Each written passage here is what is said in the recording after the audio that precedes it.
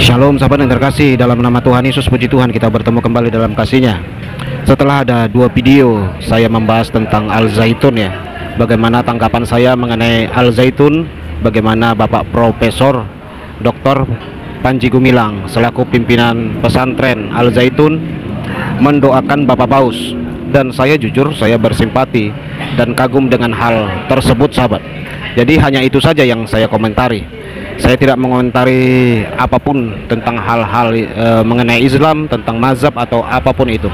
Oke sahabat yang terkasih, oleh karena saya menurut saudara-saudara muslim yang komen, saya tidak berhak berbicara tentang Ponpes Al-Zaitun.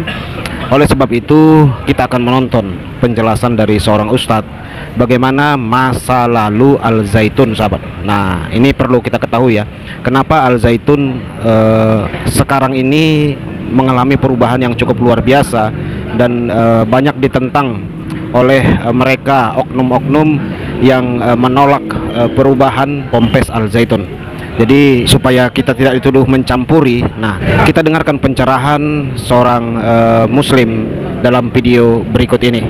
Yuk kita lihat videonya. Assalamualaikum Baraya, selamat datang kembali di Guru Gembel Channel. Kalau Baraya kenal pesantren Al-Zaitun hanya gara-gara sholatnya yang nyeleneh atau gara-gara azannya yang aneh, itu Baraya saya pikir mainnya kurang jauh atau umurnya belum terlalu lama. Karena sebenarnya kompleks pesantren Al-Zaitun itu adalah salah satu kompleks paling besar, paling megah, paling mewah, yang dikatakan paling besar di Asia Tenggara, yang sepanjang sejarah berdirinya itu penuh sekali dengan polemik, penuh dengan keanehan-keanehan, dan penuh sekali dengan konflik-konflik. Kita bisa menemukan bahwa dia itu pernah tersandung berkali-kali kasus pencabulan yang dilakukan oleh pimpinan-pimpinannya terhadap santriwati-santriwatinya. Kemudian kita juga mengenal mereka itu sebagai kelompok jamaah takfiri yang suka mengkafir-kafirkan di kelompok pihak lain gitu. Mereka juga adalah kelompok yang diduga telah melakukan sejumlah kekerasan, termasuk juga aksi terorisme dan separatisme, pemberontakan terhadap wilayah NKRI dan lain sebagainya. Ada banyak sekali cerita-cerita yang hampir setiap tahun selalu merundung pesantren ini. Nah, tetapi uniknya hampir tidak ada kasus-kasus yang dimaksud itu yang selesai di pengadilan. Tidak ada tuntutan, tidak ada apa, sedikit sekali. Kenapa bisa seperti itu? Baraya harus kaget karena walaupun pesantren ini jarang dikenal dan jarang diliput media, tetapi backing-backingnya, orang-orang di belakangnya itu sangat kuat. Bayangkan saja, B.J. Habibie itu adalah orang yang meresmikannya. Ibu Tutut, Ibu Cendana itu beliau yang pertama kali meletakkan batu pertamanya. Kemudian ada sejumlah politisi-politisi yang hilir mudik ke sana, termasuk juga perwira-perwira tinggi angkatan bersenjata di Indonesia. Jadi dari Hendro Priyono, kemudian ada yang mengatakan Pak Wiranto, termasuk juga SBY dan sebagainya, kemudian Anas Urbaningrum, Akbar Tanjung, dan politisi-politisi besar itu semuanya melindunginya. Bagaimana ceritanya? Apakah ini sekedar kabar burung saja, mitos saja, atau memang ini faktanya? Dan kalau memang ini fakta, bagaimana ini bisa dibiarkan seperti ini? Apa sebenarnya misteri yang dikandung oleh Al-Zaitun? Di episode ini kita akan bahas kemungkinan-kemungkinannya. Jadi ayo kita mulai.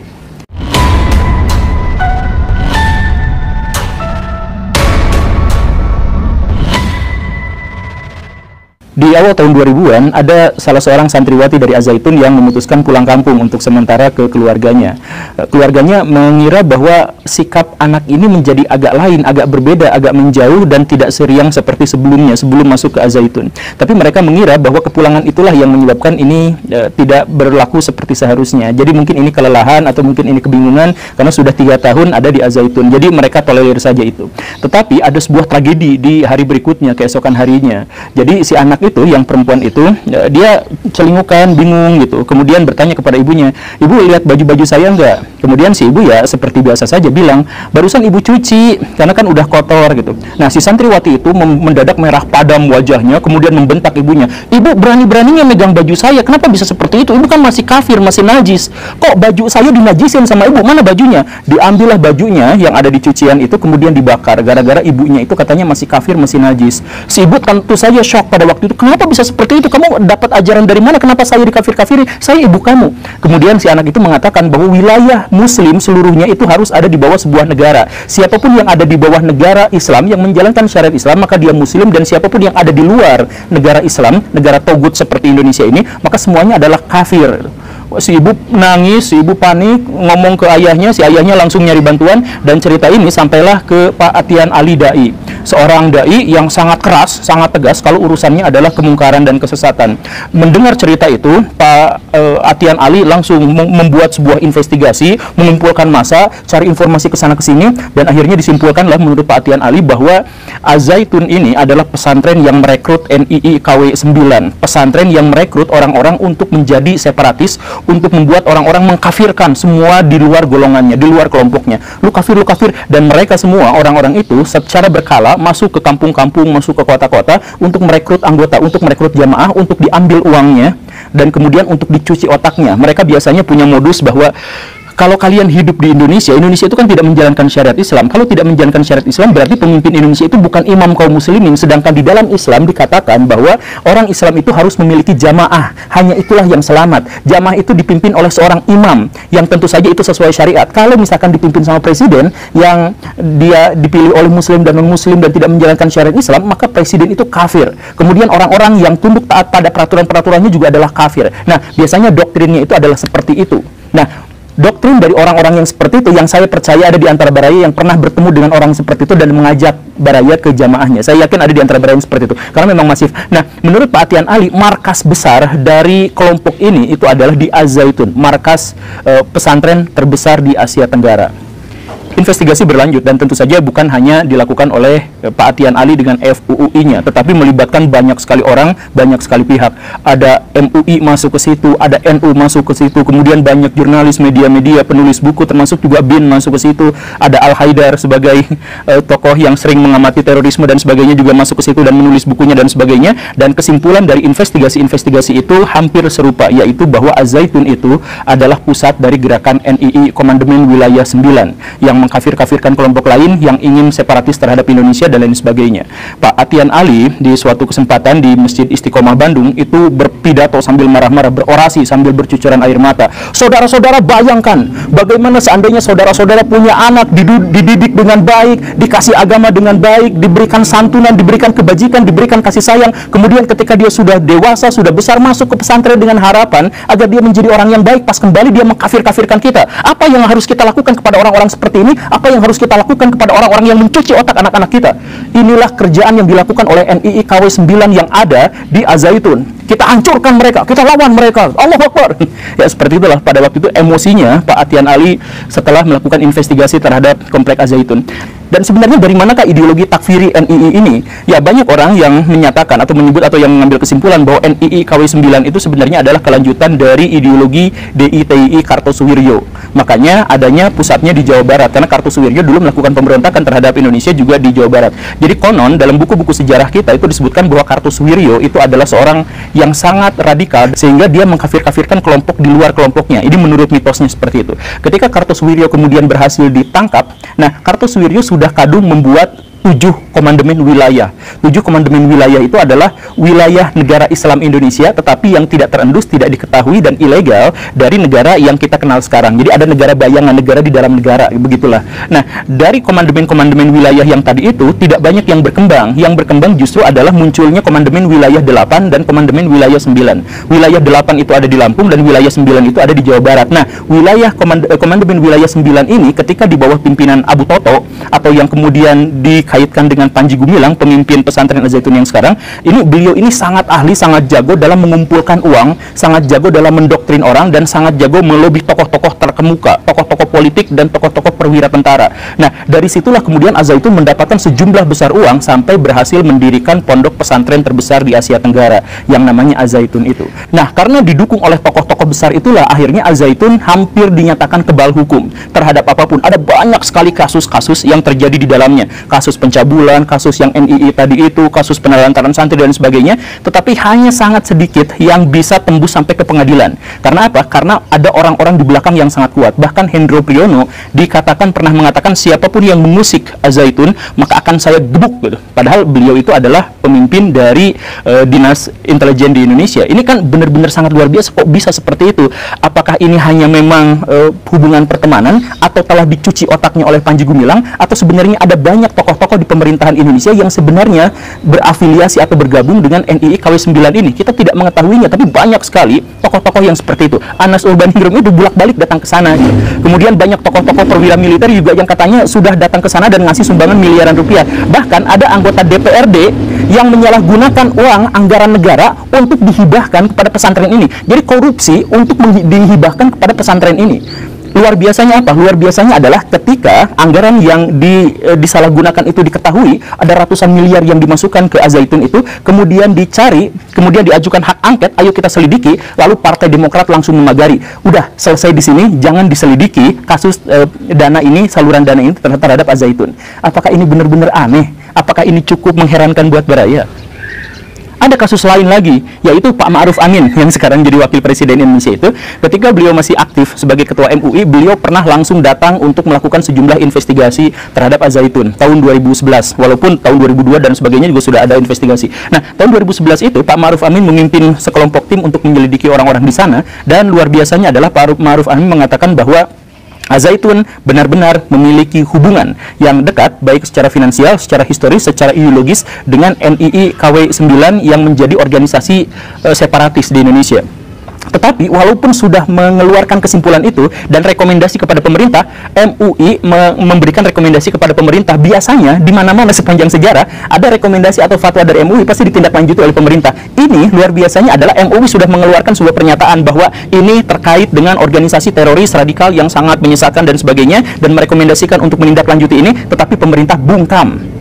Jadi benar-benar overpower ini Pak Panji Gumilang ini. Apakah dia memiliki darah Saitama? Kita tidak pernah mengetahuinya. Tapi ditambah lagi satu lagi masalah yang pada akhirnya menjadi lebih membingungkan lagi, bahwa semua cerita, semua misteri tentang Al-Zaitun itu ada plot twistnya, bahkan banyak plot twistnya. Jadi cerita-cerita yang saya sebutkan tadi itu Baraya bisa menemukan di berbagai blog, di berbagai buku, di berbagai laporan-laporan dari media massa, dari hasil investigasi dan sebagainya. Baraya bisa menemukan itu. Tetapi ada sebuah plot twist yang lain, bahwa sebenarnya bukan Panji Gumilang lah yang sebenarnya menjadi pimpinan NII. Itu adalah NII yang sudah tobat. Justru yang menuding-nuding kayak Pak Atian Ali Al-Haidar itulah NII yang asli, yang menuding-nuding Al-Zaitun, karena Al-Zaitun itu sudah semakin nasionalis. Jadi ini misalkan menurut Pak Hendro Priyono, yang terjadi sebenarnya itu adalah bahwa Al-Zaitun itu memang memiliki hubungan historis dengan kelompok-kelompok yang menyesatkan pihak lain, seperti itu. Tetapi seiring berjalannya waktu, Pak Panji Gumilang itu sebagai pimpinan pondok pesantrennya itu taubat dan semakin nasionalis, semakin akrab dengan dunia Indonesia yang legal seperti ini. Nah, karena itu maka NII yang asli, yang masih kasar-kasar, yang masih mengkafir-kafirkan orang lain, itu justru malah menuding Panji Gumilang dengan pesantren Al-Zaitunnya. Jadi yang NII asli itu kayak Pak Atian Ali gitu, kayak Al-Haidar dan sebagainya, itu adalah NII yang asli gitu. Ini ada versi berikutnya yang baru lagi. Jadi cerita-cerita tentang adanya pejabat, adanya perwira dan sebagainya, itu adalah cerita yang normal, sama seperti pejabat-pejabat yang lain yang datang ke satu pesantren untuk memberikan hibah atau sedekah atau ya yang semacam itu. Gak ada jadi masalah katanya. Kenapa juga nyumbang ke pesantren malah dipermasalahkan, sedangkan yang itu tidak gitu. Dan lain sebagainya lah. Ini kan sebenarnya di sini sudah membingungkan, dan kabar-kabar burung yang sebelumnya tadi sudah dikatakan itu menjadi agak bingung, membingungkan, agak menguap lagi. Kemudian muncullah sebuah versi yang kemudian dipercaya oleh banyak orang, yaitu apa? Yaitu kita mulai dari cerita dasarnya dulu. Yang dulu itu kan Kartosuwiryo itu adalah pemimpin DITII di masa lampau yang ingin melakukan perubahan terhadap dasar negara Republik Indonesia, yaitu Pancasila dirubah menjadi dasar negara Islam. Kalaupun tidak bisa menjadi seperti itu Indonesia seluruhnya, maka Jawa Barat sajalah yang harus menerapkan syariat Islam. Itu pikiran Kartosuwiryo yang kita ketahui dari buku-buku sejarah itu. Nah, ketika Kartosuwiryo itu digulingkan, nah pemerintah Orde Baru tidak bisa memperlakukan DITII sama seperti mereka memperlakukan PKI. Kan kalau mereka memperlakukan PKI langsung dituduh ateis, langsung dituduh apa, langsung bikin surat peraturan pemerintah bahwa PKI itu adalah ilegal, selesai di situ. Nah kalau DITII nggak bisa dituding itu ateis.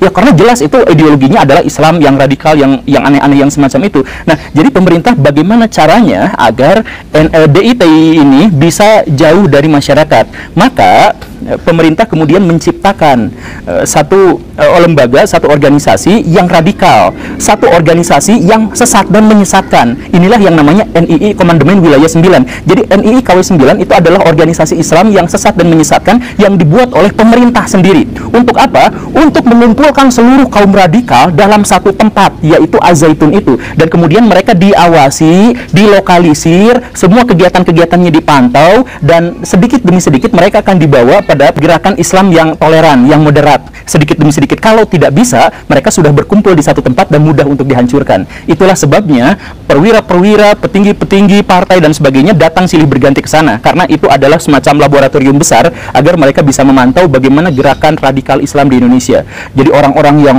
tegakkan syariat Islam, tegakkan khilafah dan sebagainya, itu dikumpulkan di situ, dilokalisir di situ, agar semuanya bisa dipantau. Ini sama seperti kerja Amerika Serikat waktu menciptakan ISIS. Ini dalam teori konspirasi ya. Jadi ISIS itu sengaja didirikan oleh Amerika Serikat untuk apa? Untuk mengumpulkan kaum-kaum paling radikal dan teroris-teroris paling ekstrim ke satu tempat, yaitu ke Irak atau ke Suriah. Kumpulin semuanya di situ, baru nanti mereka digebuk dalam satu kali serangan. Makanya ketika ISIS didirikan, orang-orang radikal dari Indonesia datang ke sana gitu ya. Kemudian dan sebagainya gitu ya, semuanya berkumpul di sana, dan kemudian negara-negara yang menjadi tempat bagi gerakan-gerakan teroris itu bisa dengan mudah mengidentifikasi. Makanya setelah ISIS berdiri itu kan di Indonesia juga langsung bisa diidentifikasi. Ini ISIS, ini ISIS, ini ISIS, yang sudah di luar negeri tidak boleh masuk lagi, yang di dalam negeri langsung ditangkapin gitu kan sebenarnya. Nah, strategi yang sama juga dilakukan pemerintah Indonesia terhadap gerakan-gerakan paling radikal di Indonesia, dimasukkan ke dalam NII, dimasukkan ke dalam Al-Zaitun, kemudian dibuat semakin ekstrim, semakin fanatik sehingga orang-orang menjadi benci sama mereka, sehingga orang-orang kemudian tidak lalu bergabung dengan kelompok radikal. Dan di sisi lain sedikit demi sedikit mereka langsung dicekoki dengan nilai-nilai yang lebih moderat dan nasionalis. Makanya Panji Gumilang yang sekarang itu menjadi pro terhadap pemerintah Indonesia. Bahkan ketika kemarin mereka sholatnya nyeleneh dan kemudian azannya aneh dan kemudian dipublikasikan, nah itu akhirnya dia bilang bahwa ini adalah mazhab Soekarno. Walaupun kita mengetahui bahwa itu sebenarnya cuma ngeles doang, kita mengetahui itu, setidaknya kita mengetahui bahwa sekarang Al-Zaitun itu tidak lagi menjadi sarang teroris atau sarang NII KW9 begitu. Adapun kenapa mereka misalkan masih perilakunya aneh, azannya aneh, sholatnya aneh dan sebagainya, ya karena sejak awal mereka itu memang tidak mau mendapatkan informasi dari kelompok-kelompok Islam yang lain. Jadi mereka tafsirkan sendiri, apa-apa sendiri, karena imamnya hanya ada di situ gitu. Jadi kalau misalkan menyimpang, menyeleweng, ya sebenarnya gara-gara tafsiran mereka yang tidak dikonfirmasi dengan tafsiran-tafsiran orang-orang Islam di luar sana begitu.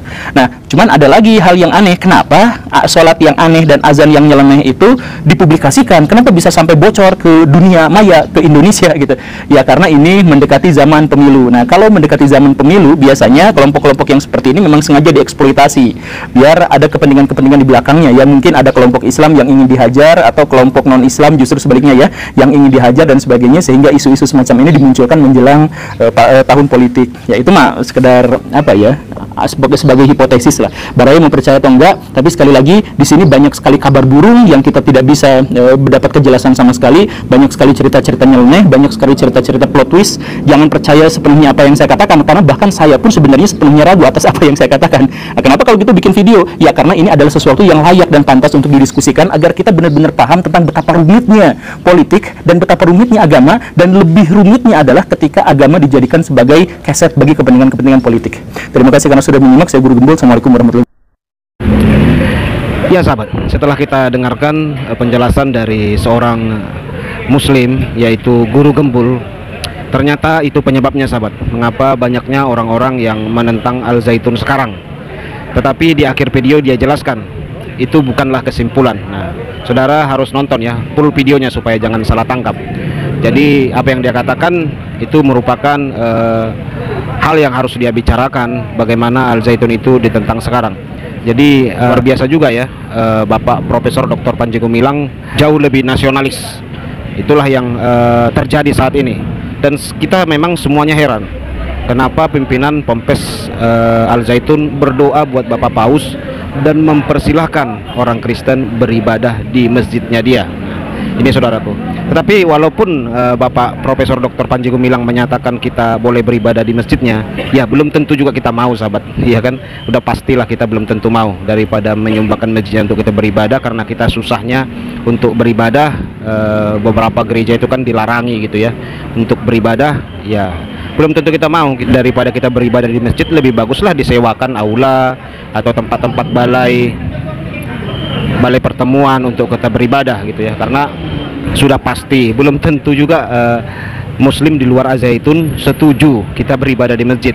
Nah kedua, ya lapas-lapas yang ada di masjid itu kan ya tentu pasti akan melukai banyak muslim kalau kita beribadah menyembah Tuhan Yesus, sementara banyak tulisan-tulisan memiliki arti khusus bagi saudara muslim. Nah, saya percaya semua orang Kristen pasti tidak akan mau beribadah di masjid, tetapi kita menghormati, menghargai, dan mengagumi apa yang menjadi saran daripada Bapak Profesor Dr. Panji Gumilang. Nah, sarannya kan sangat bagus, kita hormati, kita hargai sahabat, kita kagumi saran daripada beliau. Itu saran bagus loh.